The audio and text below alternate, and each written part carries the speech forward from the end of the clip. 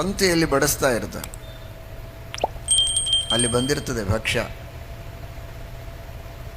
ಏನೋ ಉಂಡೆ, ಮೈಸೂರು ಪಾಕು, ಜಿಲೇಬಿ, ಸೋನ್ಪಾಪುಡಿ, ಯಾವುದೋ ಒಂದು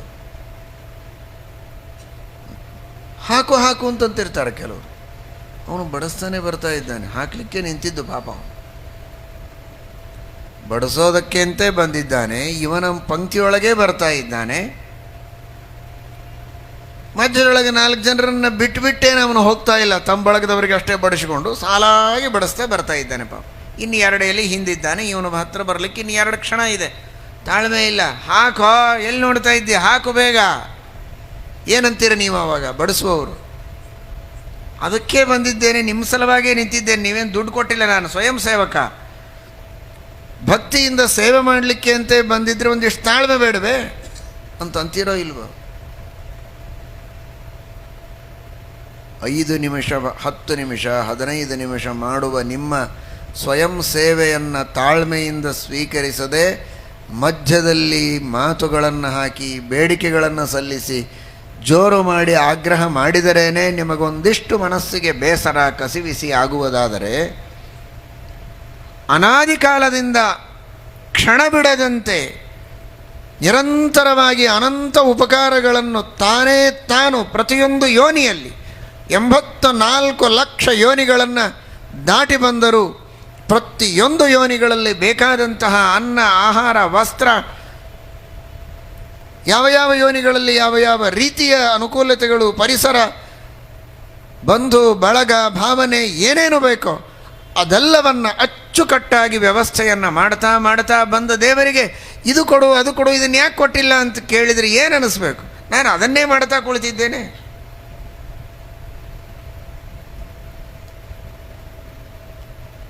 ಅರ್ಥ ಮಾಡಿಕೊಳ್ಳಿ, ನಮ್ಮಂತಹ ಅತ್ಯಂತ ಕ್ಷುದ್ರರು, ಕ್ಷೋಧಿಷ್ಠರು, ಇಂತಹ ಅತ್ಯಂತ ಕ್ಷುದ್ರರಾದ ನಮಗೆ ನಾವು ಮಾಡುವುದನ್ನು ಮತ್ತೆ ಹೇಳಿದರೆ ಸಿಟ್ಟು ಬರ್ತದೆ.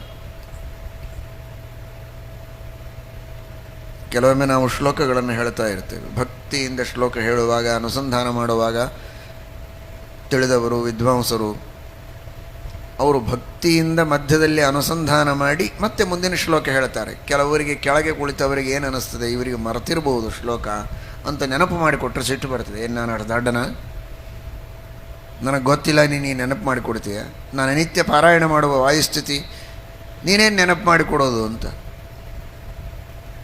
ಅಂದರೆ ನಾನಂತೂ ಹೇಳ್ತಾ ಇದ್ದೇನೆ, ನೆನಪು ಮಾಡಿಕೊಟ್ರೆ ಮಾಡಿಕೊಳ್ಳಿ ಬಿಡು ಅಂತ ನಾವು ಸಹನೆ ಮಾಡೋದಿಲ್ಲ. ನನಗೆ ಗೊತ್ತಿದ್ದದ್ದನ್ನು ನೀನು ಯಾಕೆ ಹೇಳಿದೆ, ನಾನು ದಡ್ಡ ಅಂತ ತೋರಿಸ್ಕೊಡ್ತೀಯ ಮಧ್ಯೆಯಲ್ಲಿ? ನಾನು ಭಕ್ತಿಯಿಂದ ದೇವರ ಅನುಸಂಧಾನ ಮಾಡ್ತಾ ಮಧ್ಯದಲ್ಲಿ ನಿಂತು ಪಾಸ್ ಮಾಡಿ ಹೇಳ್ತಾ ಇದ್ದೇನೆ ಅಷ್ಟೇ. ಅಂದರೆ ನನಗೆ ಗೊತ್ತಿದ್ದದ್ದನ್ನು ಇನ್ನೊಬ್ಬನು ನೆನಪು ಮಾಡಿ ಕೊಡಬಾರದು ನನಗೆ. ಸುಮ್ಮನೆ ಇರೋ, ಗೊತ್ತು ನನಗೆಲ್ಲ ಅಂತಂತೇವೆ. ಮತ್ತೆ ಸರ್ವಜ್ಞ ತಮನಾದ ಸರ್ವಜ್ಞ ಶಿಖಾಮಣಿಯಾದ ಭಗವಂತನಿಗೆ ನಾವು ನೆನಪು ಮಾಡಿಕೊಡೋದಾ? ಮರಿಬೇಡ, ರಿಮೆಂಬರ್ ಅಂತ ದೇವರಿಗೆ ಹೇಳೋದಾ? ತಿಳಿದುಕೊಳ್ಳಿ, ಇಷ್ಟಿದ್ರೆ ದೇವರು ಹೋಗಲಿ ಬಿಡು ಅಂತ ಕೇಳಿದ್ದನ್ನು ಕೊಡ್ತಾನೆ. ಸರ್ವಜ್ಞ ಶಿಖಾಮಣಿಯಾದರೂ ಇವನ್ಯಾಕೆ ನನಗೆ ನೆನಪು ಮಾಡಿಕೊಟ್ಟ ಅಂತ ಅಂದ್ಕೊಳ್ಳೋದಿಲ್ಲ. ಅನಾದಿ ಕಾಲದಿಂದ ಅನಂತ ಉಪಕಾರಗಳ ವೃಷ್ಟಿಯನ್ನೇ ಮಾಡ್ತಾ ಇದ್ದರೂ ಹೊಸದಾದ ಬೇಡಿಕೆಗಳನ್ನು ತಿರಸ್ಕಾರದಿಂದ ಆಚೆಗೆ ಎಸೆಯದೆ ಅತ್ಯಂತ ಪ್ರೀತಿಯಿಂದ, ವಾತ್ಸಲ್ಯದಿಂದ, ಅನುಗ್ರಹ ಬುದ್ಧಿಯಿಂದ ದೇವರು ನಮ್ಮನ್ನು ಉದ್ಧಾರ ಮಾಡ್ತಾನೆ ಅಂದರೆ ಇದು ದೇವರ ಕಾರುಣ್ಯ, ಮತ್ತೇನಲ್ಲ. ಆದರೆ ನಾವು ತಿಳಿಯಬೇಕು, ಇದು ಎಷ್ಟು ದಿವಸ. ಮತ್ತೆ ತಾಯಿ ಮಕ್ಕಳ ಉದಾಹರಣವನ್ನೇ ತೆಗೆದುಕೊಳ್ಳಿ. ಚಿಕ್ಕ ಮಗು ಇರುವಾಗ ತಾಯಿಗೂ ಬೇಸರ ಆಗುವುದಿಲ್ಲ.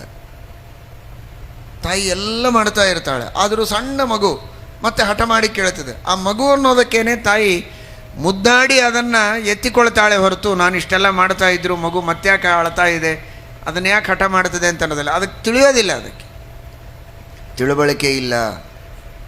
ನನಗೆ ಬೇಕಾದದ್ದನ್ನು ತಾಯಿ ಮಾಡಿಯೇ ಮಾಡ್ತಾಳೆ ಅನ್ನೋದು ಗೊತ್ತಿಲ್ಲ, ವಯಸ್ಸಿಲ್ಲ, ಅದು ತಿಳುವಳಿಕೆ ಬಂದಿಲ್ಲ ಅನ್ನೋದಕ್ಕೆ ಅದು ಹಠ ಮಾಡಿದರೆ ಇನ್ನಷ್ಟು ಪ್ರೀತಿಯಿಂದ ಮುದ್ದಾಡಿ ಅದು ಬೇಡಿದ್ದನ್ನು ಕೊಟ್ಟು ಸಮಾಧಾನ ಮಾಡುತ್ತಾಳೆ. ಆದರೆ ತಿಳುವಳಿಕೆ ಬಂದ ಮೇಲೆ, ಮಗ ದೊಡ್ಡವನಾದ ಮೇಲೆ ಅಥವಾ ಮಗಳು ವಯಸ್ಸಿಗೆ ಬಂದ ಮೇಲೆ, ತಿಳುವಳಿಕೆ ಬಂದ ಮೇಲೂ ಅರ್ಥ ಮಾಡಿಕೊಳ್ಳದಂತೆ ಮಾತು ಮಾತಿಗೆ ಹಠ ಮಾಡಿ ಎದುರು ಮಾತಾಡ್ತಾ ಇದ್ದರೆ ಆಗ ತಾಯಿಗೆ ತಂದೆಗೆ ಬೇಸರವಾಗುತ್ತೆ. ಆದರೂ ಸಹನೆ ಮಾಡಿಕೊಳ್ತಾರೆ ಎನ್ನುವುದು ಮಾತು ಬೇರೆ, ಆದರೆ ಬೇಸರವಾಗುತ್ತೆ. ಚಿಕ್ಕ ಮಗು ಇರುವಾಗ ಬೇಸರ ಇಲ್ಲ, ಅಯ್ಯೋ ಮಗು ಕೇಳುತ್ತಲ್ಲ ಅಂತ ಆ ಮಗು ಮಾತಾಡಿದ್ದೇ ಸಂತೋಷ ಅಂತ ಮುದ್ದಾಡ್ತಾರೆ. ಆದರೆ ದೊಡ್ಡವರಾದ ಮೇಲೆ ಬೇಸರವಾಗುತ್ತೆ. ಹಾಗೆ ತಿಳುವಳಿಕೆ ಇಲ್ಲದೆ ಇನ್ನೂ ಇದೀಗ ಧರ್ಮ ಮಾರ್ಗದೊಳಗಿನ ಮಕ್ಕಳಂತೆ, ಇದೀಗ ಧರ್ಮ ಮಾರ್ಗದಲ್ಲಿ ಪ್ರವೇಶ ಮಾಡ್ತಾ ಇದ್ದಾರೆ, ಧರ್ಮ ಮಾರ್ಗದ ಶಿಶುಗಳು ಅಂತಾದರೆ ದೇವರು ಕ್ಷಮೆ ಮಾಡ್ತಾನೆ. ರೋಚನಾರ್ಥಂ ಫಲಶ್ರುತಿ, ಅದು ಆ ಅವಸ್ಥೆ. ಆದರೆ ಧರ್ಮ ಮಾರ್ಗದೊಳಗೆ ಬಂದು ಸಾಕಷ್ಟು ದಿನ ಆಯಿತು, ಸಾಕಷ್ಟು ಪ್ರವಚನಗಳನ್ನು ಕೇಳಿ ಆಯಿತು, ಶಾಸ್ತ್ರಗಳನ್ನು ಓದಿ ಆಯಿತು, ಹೇಳಿ ಆಯಿತು, ಕೇಳಿ ಆಯಿತು, ಅನುಭವಿಸಿ ಆಯಿತು. ಇಷ್ಟಾದ ಮೇಲೂ ಧಾರ್ಮಿಕ ತಾರುಣ್ಯ ಬಂದ ಮೇಲೆ, ನಾನು ವಯಸ್ಸಿನ ಬಗ್ಗೆ ಹೇಳ್ತಾ ಇಲ್ಲ, ಧಾರ್ಮಿಕವಾದ ಜ್ಞಾನದ ತಾರುಣ್ಯ ಬಂದ ಮೇಲೂ ಇನ್ನೂ ಅದೇ ಅವಸ್ಥೆ ಇದ್ದರೆ, ಮತ್ತೂ ದೇವರಿಗೆ ಹಾಗೇ ಕಾಡಿದರೆ, ಹಾಗೇ ಬೇಡಿದರೆ, ಆಗ ದೇವರಿಗೆ ನಮ್ಮ ಬಗ್ಗೆ ಬೇಸರವಾಗುತ್ತೆ. ಇಷ್ಟಾದರೂ ಇನ್ನೂ ಇವನಿಗೆ ತಿಳುವಳಿಕೆ ಬರಲಿಲ್ವೇ, ಏನೋ ಹೊಸದಾಗಿದ್ದ ಅನ್ನೋದಕ್ಕೆ ಮೊದಲು ಅದು ಇದು ಬೇಡಿ ಕಾಡಿ ಕರ್ಮಗಳನ್ನು ಮಾಡ್ತಾ ಇದ್ದ, ನಾನೂ ಕೊಡ್ತಿದ್ದೆ ಪರವಾಗಿ. ಇನ್ನೂ ಹಾಗೇನಾ?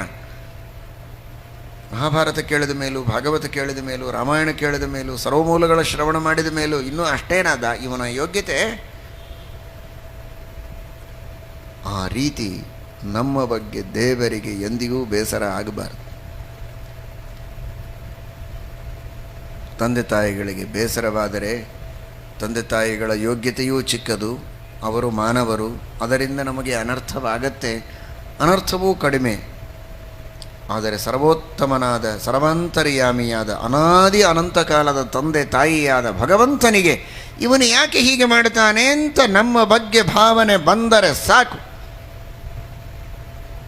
ನಮ್ಮ ಉದ್ಧಾರವಾಗೋದೇ ಸಾಧ್ಯ ಇಲ್ಲ. ಹಾಗಾದರೆ ದೇವರ ಪ್ರೀತಿಯನ್ನು ನಾವು ಗಳಿಸಬೇಕು. ಜನ ತಪ್ಪು ತಿಳಿದಿದ್ದಾರೆ, ನಾನು ಬೇಡದಿದ್ದರೆ ನನಗಿದು ಸಿಗದೇ ಇದ್ದರೆ ಏನು ಮಾಡೋದು ಅಂತ. ನಾವು ಬೇಡಿದರೆ ಒಂದು ಸಿಗತ್ತೆ, ಬೇಡದಿದ್ದರೆ ಸಾವಿರ ಸಾವಿರ ಅಲ್ಲ ಅನಂತವನ್ನು ದೇವರು ಕೊಡ್ತಾನೆ ಎನ್ನುವುದನ್ನು ಮರೆಯಬೇಡಿ.